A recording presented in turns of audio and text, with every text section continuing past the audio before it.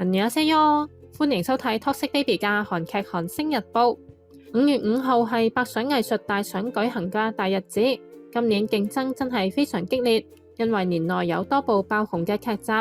其中《苦盡甘來遇見你》有多達8項嘅提名。而男女主角方面，邊有石會同朴寶劍、朱智勳爭最佳男主角，金惠淵就同 IU 爭最佳女主角。今集 Toxic Baby 同大家一齊預測下得獎結果，大家如果有心水都可以留言一齊討論下。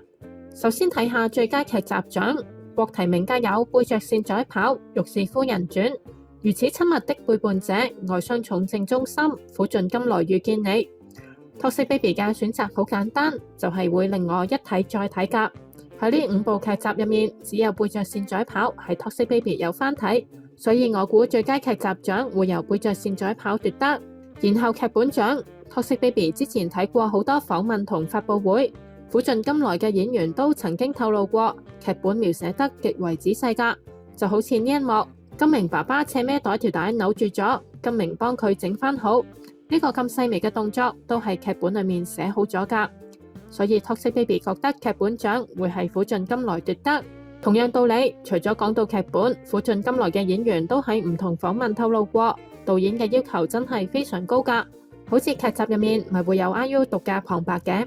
，IU 話因為導演對細節嘅執着，所以佢花咗好多時間嚟錄音。所以導演獎 Toxic Baby 認為都會由苦盡甘來嘅金元石導演奪得。然後到最佳男主角啦，提名有朴寶劍、邊有石、畫好畫壞的冬在嘅李晉赫、外傷重症中心嘅朱智勳、如此親密的背叛者嘅韓碩圭。大家嘅心水係邊個呢？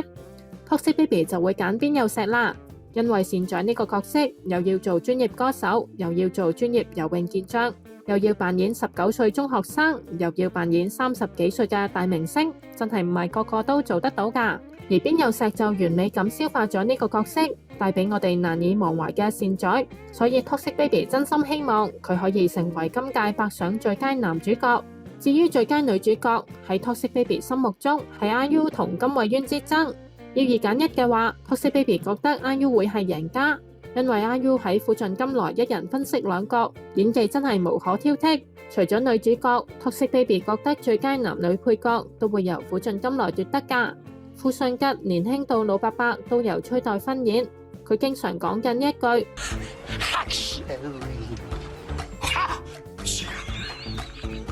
甚至仲成為咗流行語。而愛純媽媽連慧蘭就演活咗媽媽為個女傾盡一切嘅母愛，呢兩位都係最強綠葉。最後到最佳新人獎 ，Toxic Baby 覺得非秋英語莫屬啦，佢喺《玉是夫人傳》入面一人分飾兩角，演技獲得一致好評。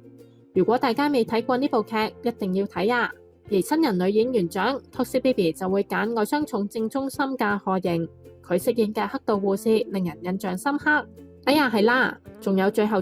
亦係十分重要，就係電影部門嘅獎啦。Toxic Baby 好少睇電影，不過元彬嘅電影《哈爾濱》梗係有支持啦。今屆元彬獲提名百想影帝，哈爾濱亦都同時競逐作品獎、導演獎、男配角同埋藝術獎。希望元彬今次可以成功封帝呀！以上係 Toxic Baby 嘅私心預測，大家都一齊嚟留言發表下意見啦！想睇更多關於韓劇韓星嘅分享，記得訂閱 Toxic Baby 嘅頻道啦！另外，如果想學韓文，可以嚟報讀我哋 Flying Oppa嘅韓文班，詳情可以去 IG 揾 Korean SSG 查詢。